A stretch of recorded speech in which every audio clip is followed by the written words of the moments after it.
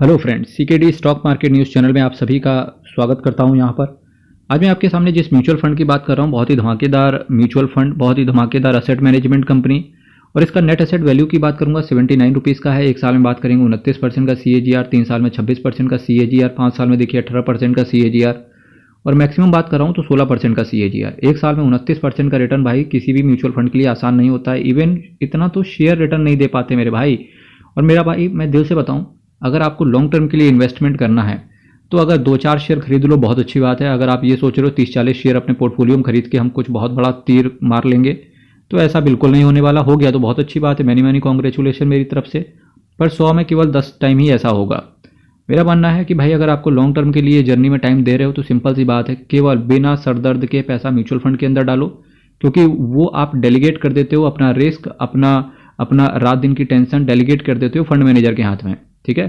और वो आपको ज़्यादा से ज़्यादा म्यूचुअल फंड भी उसे आगे बढ़ाना होता है, एसेट मैनेजमेंट कंपनी का भरोसा भी इंटैक्ट रखना होता है शेयर मार्केट के अंदर, तो वो ज़्यादा से ज़्यादा आपको रिटर्न बनाने की कोशिश करता है, ठीक है। तो मेरे भाई कोशिश करें कि म्यूचुअल फंड के थ्रू ही शेयर मार्केट के अंदर इन्वेस्ट करें। अगर आपको शेयर में बहुत ज़्यादा इन्वेस्टमेंट है तो सिंपल है, IPO लगाते रहो, और उसके बाद IPO में चाहो तो अपने पैसे को विड्रॉ कर लो या प्रॉफिट को छोड़ दो। दूसरा तरीका ये है कि भाई 2-4 शेयर ही खरीदो जो बहुत अच्छे आपको दिखते हों, ठीक है, और बस इस तरीके से इन्वेस्टमेंट करो। वैल्यू रिसर्च ने इस म्यूचुअल फंड को 4 आउट ऑफ 5 रेट किया हुआ है। लार्ज कैप कैटेगरी में सेकंड नंबर पे इसकी पोजीशन है। आशुतोष भार्गवा साहब एंड शैलेश राजभान साहब आपके पैसे को मैनेज करके चल रहे हैं। इसके साथ साथ देखिए 3 महीने में 7.89% का एब्सोल्यूट है, 6 महीने में 20% का, एक साल में 29% का एब्सोल्यूट है। 3 साल में पैसे को डबल कर दिया, 5 साल में 129%, 10 साल में 450% का रिटर्न। किसी लार्ज कैप कैटेगरी में अगर एक कंसिस्टेंसी के साथ रिटर्न दिख रहा होता है तो वो है निप्पॉन इंडिया का large cap. Risk mutual fund के अंदर आपका वेरी हाई दिख रहा होता है यहाँ से, ठीक है। तो कृपया करके पैसे को सोच समझ के इन्वेस्ट करें, क्योंकि म्यूचुअल फंड के अंदर रिस्क होता है। वो रिस्क सिंपल सी बात है, शेयर मार्केट के अंदर कब क्या हो जाएगा किसी को नहीं पता, कब कौन सी इकोनॉमी ध्वस्त हो जाएगी किसी को नहीं पता, और अल्टीमेटली उसका इंपैक्ट शेयर मार्केट के अंदर आ जाता है। अगर आप देख रहे हो इस समय, अगर 25-26 अक्टूबर के बाद से, यानी कि 27-28 अक्टूबर के बाद से अगर कोई इन्वेस्टमेंट करने की चेष्टा कर रहा होगा तो वो नहीं कर पा रहा होगा। सिंपल सी बात है, शेयर मार्केट दे दनादन ऊपर जा रहा है। गिरता भी है तो 30-40 पॉइंट ऊपर गिरता है, पर्टिकुलर कोई इंडेक्स नीचे नहीं गिरता है। कई सारे इन्वेस्टर या कई सारे जो सब्सक्राइबर मेरे वेट कर रहे होंगे कि भाई सीकेडी जी कम्युनिटी बॉक्स में वापस से कोई थंबनेल डालें, तो सिंपल सी बात है, अभी मौका ही नहीं मिल रहा। अभी तो चुपचाप वही मौका है, शांति से बैठे रहो। जिनका इन्वेस्टमेंट चल रहा है वो चलाते रहो, जिनके पास लमसम है तो अपने पैसे को फिक्स डिपॉजिट में रखें, ठीक है। और इसके बाद जिनका SIP चल रहा है तो जो भी आपकी SIP की टाइमिंग हो उस टाइम पे SIP अपनी करते रहो। अभी कुछ भी मार्केट में करने वाला नहीं है मेरे हिसाब से। बाकी पैसा आपका है, आप अपना स्वयं, मेरे से अच्छा डिसीजन आप स्वयं ले सकते हैं, क्योंकि अल्टीमेटली पैसा सब कुछ है। एक ज़माना होता था जब लोग नॉलेज को इंपॉर्टेंस देते थे, पर आज की डेट पे नॉलेज एसोसिएटेड हो गई है किससे? पैसे से। तो ये बात ख़राब है, पर हाँ जो है वो बात सही है। स्टाइल कोई भली मार दे कि नहीं नहीं नॉलेज आज भी बेटर है, मेरा मानना ऐसा नहीं है। पैसे से एसोसिएट हो गई है नॉलेज, तो ये सारी चीज़ें आप देखना, ठीक है। Nippon India large cap fund direct plan growth, 18,071 crore का इसका असेट साइज है। 0.83% का एक्सपेंस रेशियो है, 0.80% का ये कैश होल्ड करके चल रहे हैं। S&P BSE 100 total return index को ये बेंचमार्क की तरह फॉलो करते हैं। प्लान आपका ग्रोथ है, 7 दिन के अंदर निकलने की कोशिश करोगे तो 1% का एग्जिट लोड आएगा आपसे।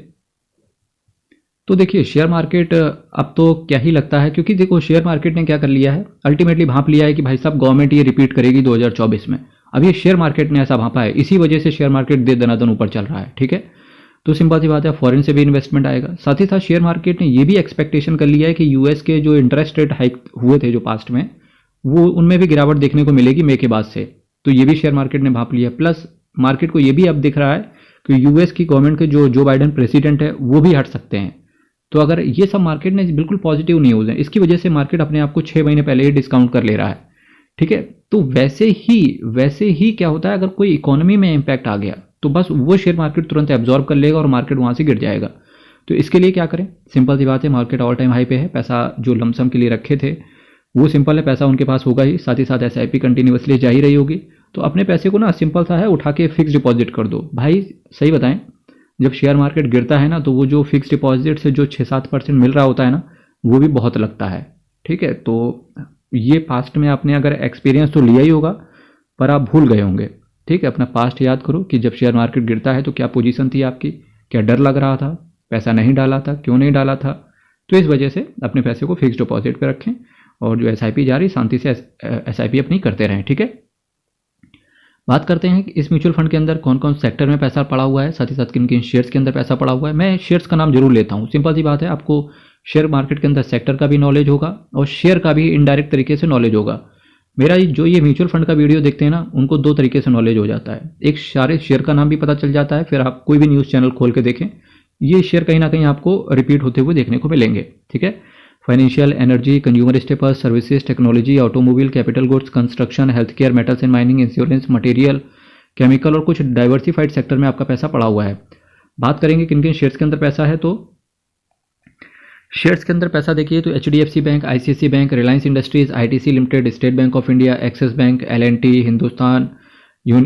Hindustan Unilever, Infosys, Bajaj finance, NTPC, HCL technology, Tata power, Indian hotels, Chalet hotel, Zomato, Tata motor, Tata steel, SBI card, Zee entertainment, EIH, Siemens limited, HDFC, AMC, Hero MotoCorp, SBI life insurance, Mahindra and Mahindra, Sun pharmaceutical, Tata consumer, GET&T, Coal India, Colgate Palmolive, ABB India, PVR INOX, Samvardhana Motherson, gland pharma, ICICI Lombard, इसके साथ साथ Honeywell automation, union bank of India, Linde India, Kotak Mahindra bank, REC limited, Max financial. REC से याद आया, अगर आपने एरेडा company का नाम सुना होगा, बहुत ज़्यादा रिटर्न दे दिया, 285% के आसपास का रिटर्न उसने 10 दिन में ही बना के दे दिया, ठीक है।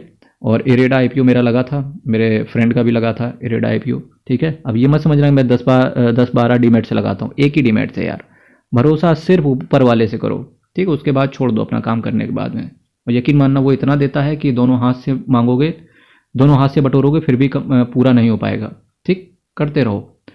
तो एरेडा IPO लगा, तो एरेडा सिर्फ इस वजह से भागा था, किसी को पता होगा कि एरेडा किस वजह से ऊपर चल रहा है, क्योंकि एरेडा के अल्टीमेटली 3 बड़े भाई हैं, ठीक है, या बोल दो 2 बड़े भाई हैं, एक तो स्वयं है, 2 बड़े भाई हैं, PFC और REC। ये एक REC है यहाँ से। अब आपको क्या पता है कि यार REC कितना शेयर रिटर्न देगा। REC का अगर किसी को चार्ट देखना आता है, जाओ शेयर मार्केट में वाले कॉलम, स्टॉक वाले कॉलम में REC शेयर को सर्च करो जाके।